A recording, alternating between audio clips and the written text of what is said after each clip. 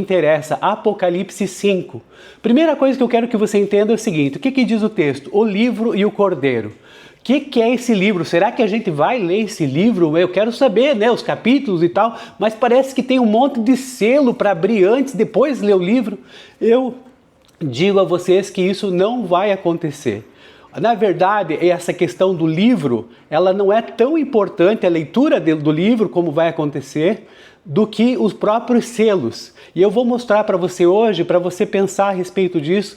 Por quê? Porque existia um costume romano antigo dessa questão dos selos. E, na verdade, quando se chega no 7º selo, se diz que o momento chegou. Ponto. É isso que significa abrir os selos, né? Romper os 7 selos, que nós vamos ver aqui nos próximos capítulos, amanhã, depois da manhã, e aí por diante também dos acontecimentos. Ele inaugura aquilo que está no livro, é isso que a gente quer dizer. Então você vai entender o que eu estou te falando, preste atenção, porque isso é bem interessante, essa visão de Apocalipse. Então é o seguinte, a gente sai daquela questão do trono, né, que nós lemos lá no capítulo 4, o trono no céu, para uma transição da visão do trono, então, para o início de uma execução de um plano de Deus na história. Então veja só, isso na verdade é fundamental para mostrar o quê? A centralidade de Cristo e o seu papel como redentor de toda tribo, língua, povo e nação. Por quê? Porque o livro é esse, né, do momento que vai chegar e ele vai demonstrar para todos nós. E o Cordeiro, quem que é? Quem que é o Cordeiro? Sem dúvida alguma, é esse Senhor Jesus Cristo. Então, só para vocês entenderem, uma analogia que a gente pode fazer aqui é justamente com o testamento. Então, nesse sentido, eu vou explicar aqui para vocês essa questão. Né? No direito, o testador, aquilo que faz um testamento, deixa alguma coisa para alguém, né? um patrimônio, ou às vezes uma incumbência, o que quer que seja. Então, veja só. O testador é aquele que dispõe dos seus bens para depois da sua morte. Isso ele faz um documento. Deixa eu só abrir aqui para alguém que está entrando. A irmã Maria Auxiliadora, bem-vinda. Bom, ele deixa o documento, então, nesse sentido. Então, veja só, Jesus se encaixa perfeitamente nesse papel, mas com uma reviravolta jurídica interessante e divina. Nós vamos ver lá em Hebreus que, no caso de um testamento, é necessário que se comprove a morte daquele que o fez.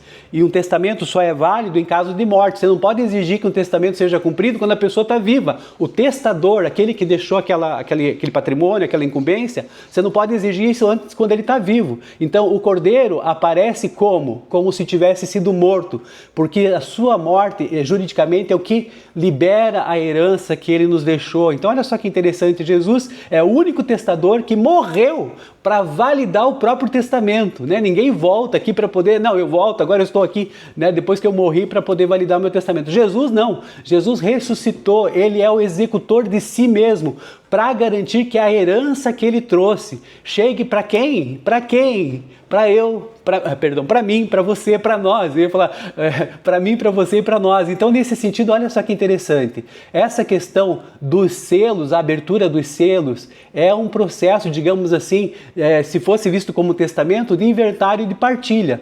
A herança, ela não é apenas a salvação da alma, é a restauração de todas as coisas. A herança inclui a terra, a justiça, a paz e a vida eterna. E nós, aqui, o que ele diz? Que ele nos fez co-herdeiros, lá em Apocalipse 5:10, você pode ler ali, né? Tu os constituísse reino e sacerdotes para o nosso Deus, e eles reinarão sobre a terra. Então, nesse sentido, o que acontece? Os cristãos aqui entram como beneficiários que recebem não apenas um título, mas também uma função ativa na administração de toda essa herança que Jesus está nos deixando. Então, nesse sentido, é muito importante para entender o seguinte, veja só, que Jesus, ele é o nosso único testador e também ele é a pessoa que abre, o executor desse testamento. Ele vai dizer o seguinte, essa perspectiva do testamento e da herança traz uma segurança jurídica e espiritual para nós. Ele tira a redenção do campo do sentimento e coloca isso no direito divino estabelecido. Ele morreu, Jesus morreu para que o testamento fosse válido e ressuscitou também para nos entregar a própria herança, ou seja, um mundo novo onde reina a justiça. Ele é o alfa e o ômega, o princípio e o fim de todas as coisas, e aqui também não seria diferente, amém? De qualquer maneira, vamos começar começar aqui então agora compreendendo isso, que o importante, veja só, não é o que tem dentro do livro, mas a inauguração desse reino que vai acontecer à medida que cada selo, cada um dos 7 selos, ela vai sendo demonstrada para nós. Amanhã nós vamos ter uma leitura também interessante dos cavalos, aquela coisa toda que são os selos que são abertos, e isso é bem interessante para a gente perceber. Mas é o seguinte, João vê na mão direita daquele que está sentado no trono um rolo escrito por dentro e por fora com 7 selos. Quem é digno de romper os selos e abrir o livro? O drama ali, você vai perceber que ele fica mais forte, porque não se achou ninguém digno de romper isso. E nesse sentido, o que acontece? Sem a abertura do livro, o propósito de Deus para a redenção e o juízo permanecia oculto e inacabado. Então, nessa questão de testamento, quando a pessoa faz ali no direito romano, era o testador e mais 6 testemunhas. E eles colocavam selos mesmo para que esse livro não fosse aberto. E à medida quando acontecia aquilo, cada selo, na verdade, ia demonstrando um pouquinho como se fosse um resumo daquilo que estava dentro desse livro. E quando o 7º selo ele é rompido, aquela situação ela se torna acabada, ela se torna real, é isso que é importante. Nem é tanto a leitura do livro, mas é a inauguração desse reino conforme esse costume que tinha, dessas testemunhas que se precisava e tal. E o comentário aqui comentário Esperança, ele vai dizer o seguinte, olha só que interessante.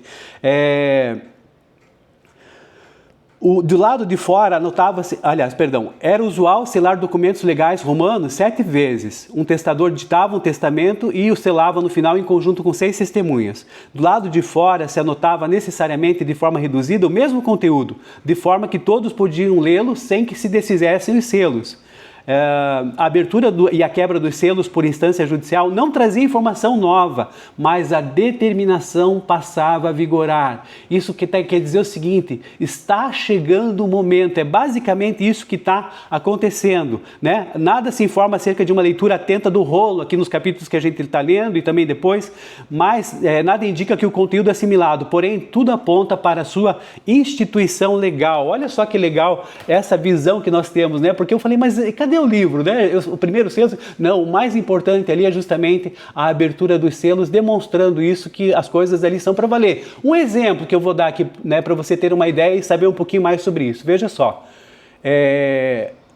a formatura, por exemplo, quando a gente vai fazer uma formatura de direito, no meu caso, o que está acontecendo? Quando tem ali a cerimônia de formatura, o que está acontecendo? Veja só, ali nada mais é do que uma sentença de posse do que já aconteceu, do que já está programado para acontecer. Por exemplo, eu estudei para ser advogado, estudei direito, todas essas questões. O diploma, a colação de grau, quando eu recebo o canudo, aquilo é a materialização de que a sentença de posse pode ser executada. É basicamente isso. Veja só, não é nem tão interessante o que está dentro do canudo, até porque muitas vezes eles entregam o canudo para a gente vazio. Não tem ali o diploma em si, porque ainda tem que registrar no MEC, aquela coisa toda, né? O diploma fica aquele bonitinho na parede, mas ali o que está acontecendo? Ali abre-se uma nova possibilidade, porque aquele momento em que ali o paraninfo, né, da sala, ele coloca ali ele demonstra ali uma tradição, ele coloca na cabeça da pessoa, ele diz, esteja formado e tal, né, aquela coisa toda, aquilo para nós é o ato que abre a realidade da advocacia, da magistratura, da promotoria e assim por diante, para aquele que é formado em direito. Então, nesse sentido, é importante isso. Se o selo, vamos aqui nesse caso, se os selos não fossem rompidos, o conteúdo, que é o futuro, a justiça de Deus, permaneceria congelado, permaneceria inacabado. E Jesus, o que ele é? O alfa, o ômega, o princípio e o fim. Então, nesse sentido, o que acontece? É uma caminhada completa que você tem, é ainda mais que completa. Porque, como nós falamos, Jesus morreu e ele mesmo veio para executar o testamento. Então, esse cordeiro que abre aí os selos, né, na verdade, a gente vai acompanhar um pouquinho, porque ninguém aqui não se achou digno, né? Ninguém no universo consegue abri-lo, e até o ponto de João ali nos primeiros versículos tem um chorar dele, né? Ele representa ali naquele momento, porque não tem essa esperança, não existe ali para João naquele momento de êxtase. O que acontece? Ele representa toda a humanidade que está sofrendo. Porque se o livro não abrir, se esse livro não for aberto, a injustiça vence, a morte vai ter a última palavra e o mal nunca vai ser julgado. Você entende a compreensão disso? Então, é como se fosse assim, é um processo judicial que está parado por falta de um juiz competente. Lá o juiz que eu não consigo julgar isso porque isso não é minha causa. Sem o juiz não tem uma sentença, a vítima continua sofrendo. É basicamente isso que eu queria trazer para vocês, nesse sentido de mais importante. De qualquer maneira, a gente seguindo aqui adiante nas nossas conversas, um dos anciãos ali, dos senhores, né, de idade, daqueles 24 anciãos, consola o João, dizendo que o leão da tribo de Judá, a raiz de Davi, ele sim venceu para abrir o livro. E quando João olha, ele já não vê um leão majestoso, aquela coisa imponente, mas ele vê o quê? Um cordeiro que está em pé, como se tivesse sido morto. Olha o paradoxo que é isso. A vitória de Cristo, ela não veio pelo poder militar, pela força bruta, pela imposição, como nós vemos hoje, né? Como acontece em muita gente, até com heresias, líderes mundiais fazendo heresias, brigando com autoridades eclesiásticas, como está acontecendo agora recentemente, e se colocando no lugar de Deus, né? Que tendo a última palavra. Mas Jesus veio não na forma de um leão, né, aquela coisa imponente e brutal, mas ele veio pelo sacrifício ali dele, vicário, ali naquela humildade, como um cordeiro, que tem 7 chifres, sim, tem o poder pleno, porque a gente sabe que representa ali, o 7 tem aquela representação de totalidade. E 7 olhos por quê? Porque ele tem a plenitude do Espírito, tem a plenitude da onisciência. E aí o que acontece, né? Seguindo adiante nos capítulos, o leão venceu. Olha só a expectativa de força. Esse contraste é bem interessante por causa do paradoxo da vitória. Mas, na verdade, o leão que venceu, com essa expectativa de força, de poder político, de poderio militar, de triunfo militar, na verdade é um cordeiro que parecia ter sido morto. A realidade, então, que representa o sacrifício, a humildade e a entrega. Jesus vence, não matando os seus inimigos como um leão, mas morrendo por eles novamente. Olha aqui que interessante essa vinculação com o sacrifício dele, como um cordeiro. O poder de Deus se manifesta onde? Na força ou na fraqueza? Quando estou fraco, aí é que sou forte, não dizia Paulo? Então olha só que interessante. Bom, e quando o cordeiro toma o livro, desencadeia-se uma adoração em níveis crescentes. O que acontece? Os 24 anciãos que nós já vimos aqui, que representam as 12 tribos de Israel, e mais os 12 apóstolos, nessa visão que nós temos de muitos teólogos, eles se prostram, os seres viventes também, aqueles 4 seres viventes, prostram-se ali com harpas, com taças de ouro, com cheias de incenso, que são o quê? São o quê, gente? As orações dos santos. Alguma jesuicidência aí com a sala de oração? Veja só, nesse sentido o que acontece? Eles cantam que o Cordeiro é digno, porque com seu sangue ele comprou para Deus todas as pessoas de todas as origens, constituindo-as como um reino de sacerdotes. Para quê? Para reinar sobre a terra. Glória a Deus, amém, assim seja.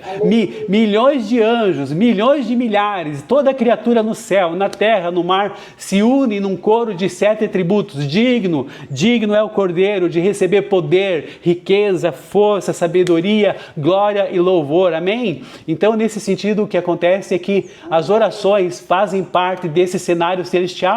Elas estão lado a lado do Cordeiro enquanto ele toma o livro para si. E o que acontece é o seguinte: como ele comprou gente de toda a tribo, língua e nação, isso quer dizer o seguinte, que não é uma salvação só individual, ela é uma restauração global de todo esse mundo caído, de todo esse mundo com todas as dificuldades. Então, a gente não é salvo apenas por ir para o céu, mas nós também somos feitos reis e sacerdotes para reinar sobre a terra. Então, esse engajamento cristão, essa antevisão que muitas vezes nós trazemos aqui para as nossas vidas na teologia prática, isso de certa maneira é um vislumbre de toda essa questão. Então, veja só, a redenção de Cristo não é apenas espiritual, ela resgata a dignidade de todos os povos, nações, e chama eles para o engajamento como sacerdotes que atuam naquela realidade e nessa realidade presente também. Então, abrir os selos, na verdade, só para você interpretar dessa maneira, veja só, o Cordeiro assumiu o controle da história.